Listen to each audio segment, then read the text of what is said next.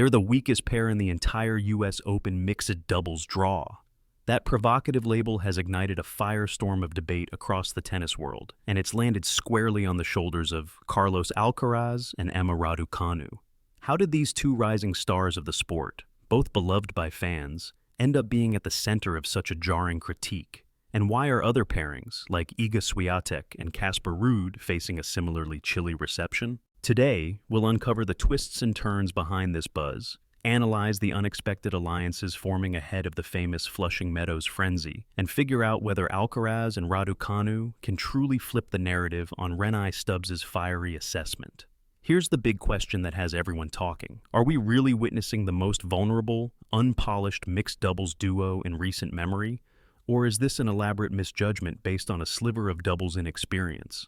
In this episode, we'll break down the comments that sparked the uproar, delve into the curious new format at the United States Open, and examine how the powers that be at Flushing Meadows plan to supercharge excitement long before the first singles ball is served. Along the way, we'll explore a web of fresh pairings, like Novak Djokovic playing with Olga Danilovic, Jannik Sinner teaming up with Emma Navarro, and more, that could reshape how fans around the globe experience the tournament. Prepare for a deep dive into the drama, the strategy, and the question marks looming over every single contender in the brand new mixed doubles show. But first, we need to understand precisely how two of tennis's biggest sensations landed in the crosshairs of a 6-time major champion in doubles. Rennae Stubbs, herself a winner across women's and mixed doubles, points famously to Alcaraz and Raducanu's limited track record in this specialized discipline of the sport. As she put it, Carlos looked like a little lost puppy when she saw him on court with Rafael Nadal in doubles, and Emma Raducanu's air of brilliance in singles has yet to translate into a proven doubles presence.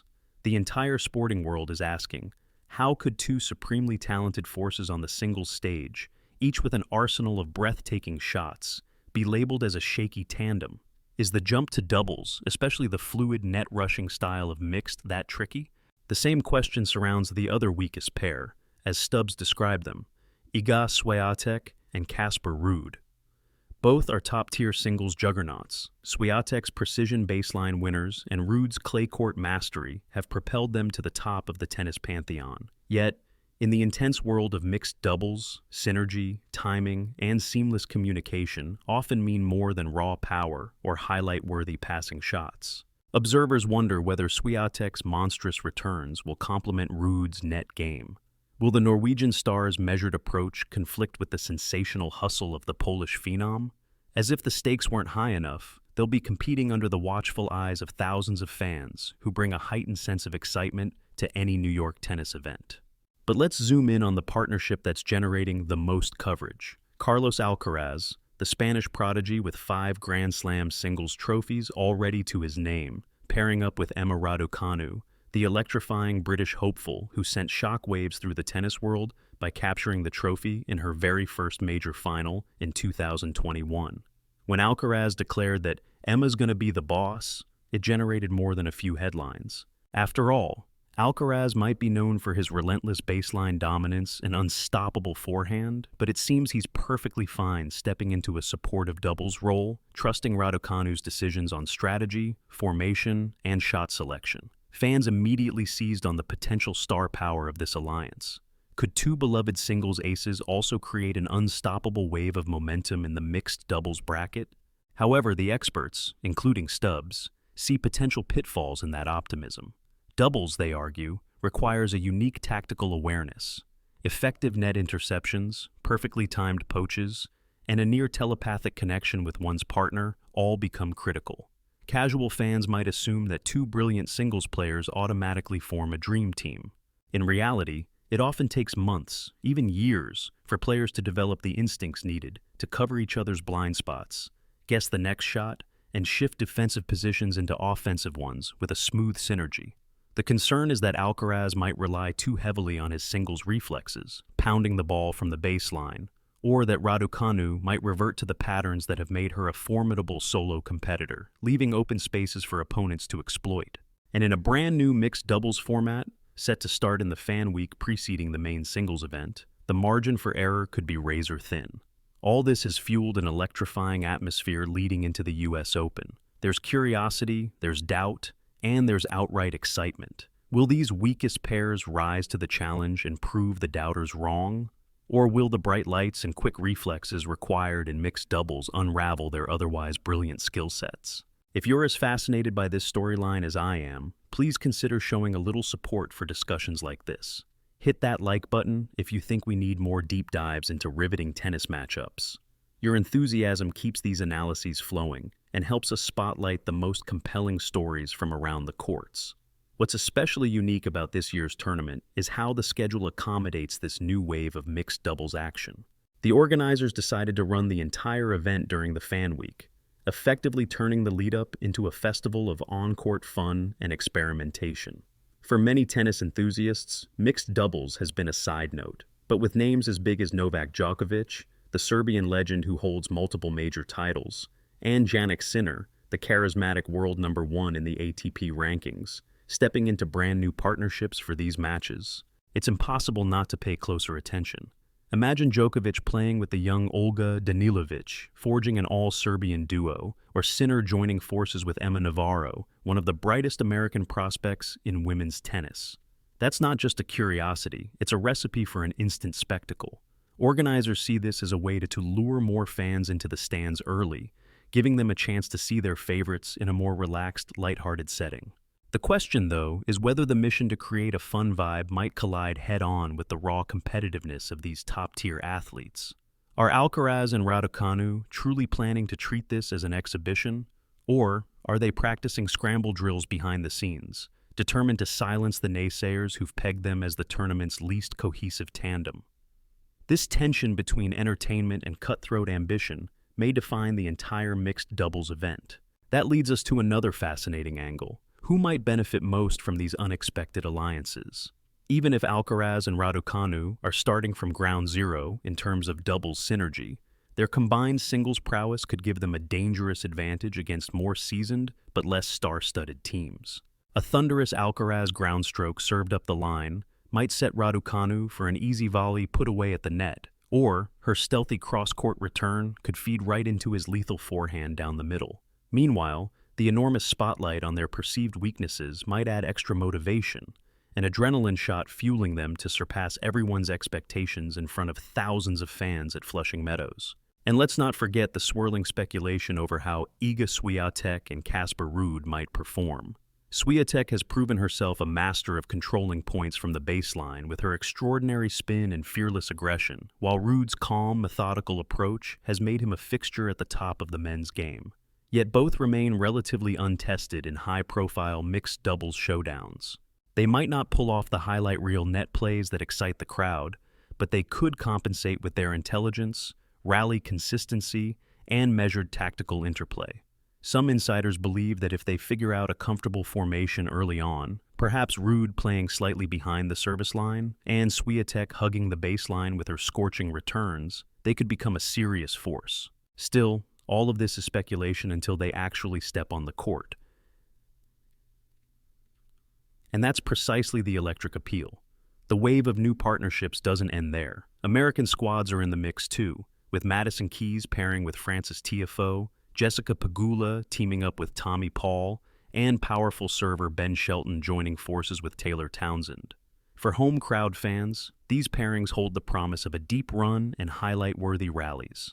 Yet, overshadowing them all in terms of star power is the Alcaraz-Raducanu alliance, which came as a bigger shock than nearly any other pairing on the roster. Observers are still wondering how the conversation started. Did they share a moment at Queen's Club that sparked the idea? How serious was Alcaraz when he said he told Raducanu he couldn't possibly see himself playing with anyone else? The public has latched onto the idea of these two superstars forging an unexpected bond, and the curiosity is off the charts. While some fans question whether these alliances will endure beyond this US Open, a deeper question emerges. Could this be the beginning of a renaissance for mixed doubles, a discipline that often lingers outside the mainstream conversation? We see glimpses during events like the Hopman Cup, before its hiatus, or in certain combined tournaments, yet few major tournaments have harnessed the star power of top singles players in such a deliberate, high-profile manner. If Alcaraz and Raducanu manage to captivate audiences and perhaps even make waves on the scoreboard, it might spark a wave of enthusiasm that carries over to future Grand Slams. Suddenly, fans might want to see more top-tier singles champions dabbling in a shot of doubles excitement. And let's be honest, the possibility of an on-court meltdown or a comedic miscue from undefeated singles icons just might be the unique spectacle fans have been craving. Still, the stubborn issue remains. Doubles is a highly specialized craft. Though singles success can certainly translate into epic rallies and show-stopping winners, the unspoken knowledge of doubles movement, sensing your partner's position, anticipating reflex volleys, communicating with glances, takes time to develop.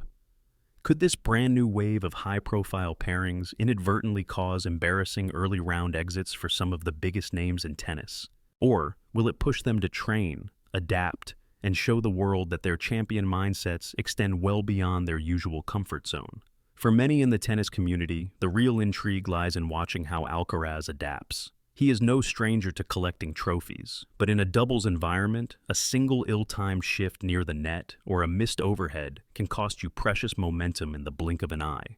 Raducanu, for her part, faces a moment of truth. Can she harness the same fearless energy she displayed in her groundbreaking run to the US Open singles title in 2021? Or will her relative inexperience at the net make her the target of every opponent's strategy? As these questions swirl, the weakest pair label innovates a galvanizing effect, fueling them to either prove the tennis world wrong or inadvertently proving the critics right. Through it all, the drama is pure gold for fans. Doubles can be unbelievably fun to watch, especially with the chemistry at stake. Converting a crucial breakpoint might hinge on a daring poach attempt or a lightning-quick reflex volley barrage at the net. If Alcaraz and Raducanu can find harmony amid the chaos, the advantage might swing abruptly in their favor. And if they falter in comedic or cringeworthy ways, there's a voyeuristic thrill to seeing top singles players so far out of their element, floundering right before our eyes on one of tennis's biggest stages. Of course, Stubbs' verdict might simply be her way of raising the stakes. Having triumphed in women's and mixed doubles 6 times, she knows a thing or two about the synergy required to survive in these high-pressure tournaments. Her perspective cuts through the hype, reminding fans that star power alone doesn't win matches. Still, the US Open's fresh approach this year seems tailor-made for the unexpected. If you're thrilled about the possibility that we may see some shocking upsets or unforgettable rallies, subscribe to this channel now so you won't miss any upcoming tennis breakdowns. We'll be monitoring every twist and turn, from the first serve to match point. And it's not just about Alcaraz and Raducanu or Swiatek and Ruud. The entire field is stacked with intriguing storylines.